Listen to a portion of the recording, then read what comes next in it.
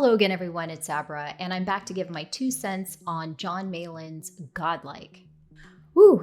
So here it is, folks. This is Jon Malin's highly anticipated graphic novel, Godlike, the Romulus Saga, and Jon described it as Star Wars meets John Carter. This one was a complex story. I had to read it a couple times just to kind of absorb everything and take it all in. I enjoyed it a lot, but it's not one of those books where you can just kind of pick it up and have stuff going on around you. You really want to settle in, get a quiet place, take your time, and really immerse yourself in this world that Jon's created. And I had to kind of take some notes to make sure that I could kind of keep track of everything. The premise of the story, this takes place roughly 10,000 years in the future. Mankind has gone out into space and they ended up getting into a war, a galactic war broke out between human beings and this alien race called I believe it's pronounced Ion or Aeon.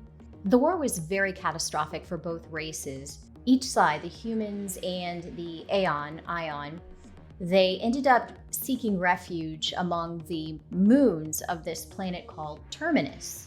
Jon has it listed here where he gives you the backstory. So there's kind of a lot of exposition initially, kind of giving you the premise of everything that's taken place before we dive into this story centered around the main character. So you have the main planet here, Terminus. Well, Terminus has a number of moons in its orbit, and Rassel is the home where the Aeon colony went.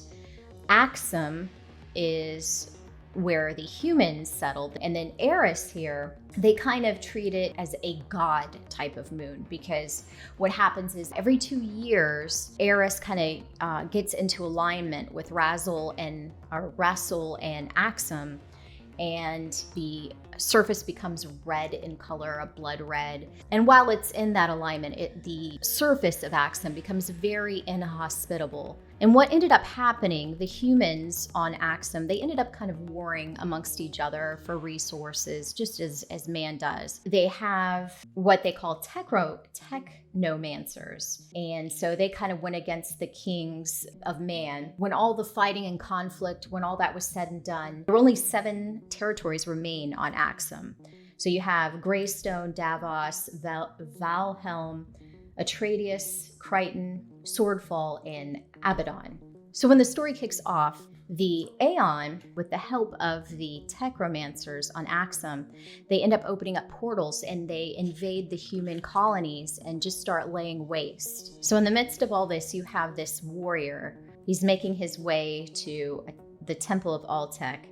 There in the temple, there is this magical or mythical sword. People have gathered because there's this duke that is going to try to claim the TriStar, or this mythical sword that's supposed to be very powerful, where whoever wields it is able to smite their enemies. It destroys whoever opposes you. But the thing about the sword is, if you aren't the chosen one, it will destroy you. There is this duke, and he is absolutely convinced that the sword is calling to him, and it is his duty to remove the sword from the stone, so to speak, almost like a King Arthur type scenario. And in order to attempt it, he had to make an ultimate sacrifice to, I guess, appease the gods of the sword. And so he murdered his wife and daughter as a sacrifice to prove that he was worthy of what it takes to wield the sword.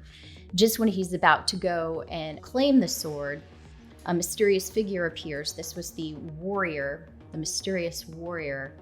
And it turns out he's telling him, don't be a fool. If you try to take the sword, you will die. It's surely death. And when he reveals himself, you find out that it is Atraeus. And Atraeus is a well-known warrior. He served under the king. And he tries to tell the Duke, don't waste your life on this. And the presence of Atraeus kind of rallies the people. They feel like with Atraeus there by their side, that they might actually have a chance of defeating the Ion or the Aeon. The Duke says that he's already made a bargain, so he is now obligated to try to wield the sword here. And so he goes up to try to claim the sword, and unfortunately, he was not worthy. And the sword just obliterates him. So then you find out a little bit about Atraeus' backstory. You find out that the king found Atraeus in some sort of pit, and he had no memory of who he was. So the king decided to bring him in and raise him as if Atraeus was the son he never had. And the princess and Atraeus end up falling in love, but their love is forbidden. They end up getting together anyway, and the king finds out. And so rather than killing him, the king banishes him, and Atraeus just sort of serves the king as a warrior. Oh, and another thing too was when the king found him, Atraeus had no memory of who he was. He couldn't remember where he came from, what his name was, anything about his past. So the princess, her name is Tarazul. So Atraeus and Tarazul, they talk about trying to defend what's left of the remaining kingdoms against the impending Ion attack. I kind of liked how this opened up here. So you have all of this kind of introduction to the world, the people, the cultures a little bit. So you can kind of get a glimpse, and then it just kind of opens up. So you kind of have, a little bit of the story, a little bit of the history first, and then bam. So then a few days later, the battle breaks out, and the humans are trying to do everything they can to hold out against the Ion, but they are vastly outnumbered. Another thing about Atraeus is he gets these visions periodically that don't really make sense to him. The battle rages on, and unfortunately, one of the minions from the Ion side, they end up kidnapping Tarazul, and a really crazy looking guy here. He looks almost like a serpent or dragon, and he has all these arms.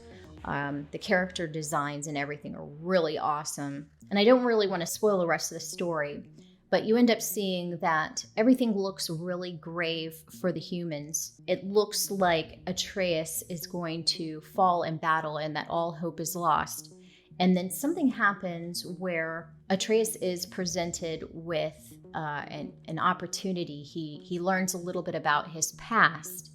And so he has a chance to come back and have the power to fight off the Ion. The characters that Jon crafted in Godlike are interesting. The Ion are just like these vicious beings. They look humanoid. Like I said, very interesting design here.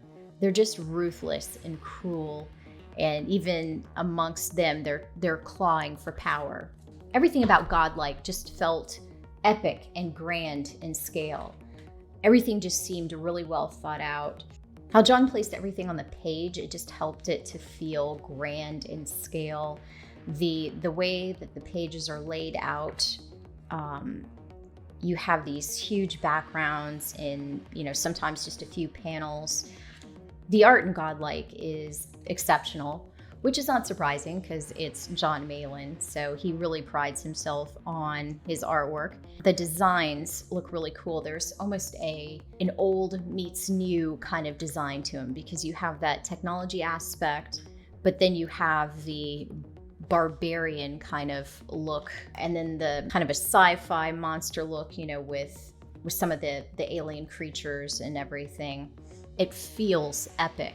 The colors by Ben Smith were just really nice. I think it complemented the story really well. Kind of has these dark and warm tones to it.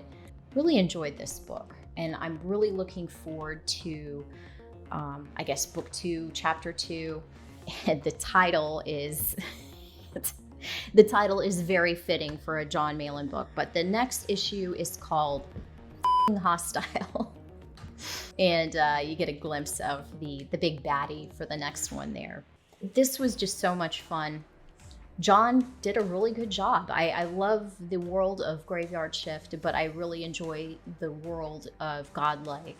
So those are my 2 cents on Jon Malin's Godlike. Thank you so much for watching, and until next time, take care.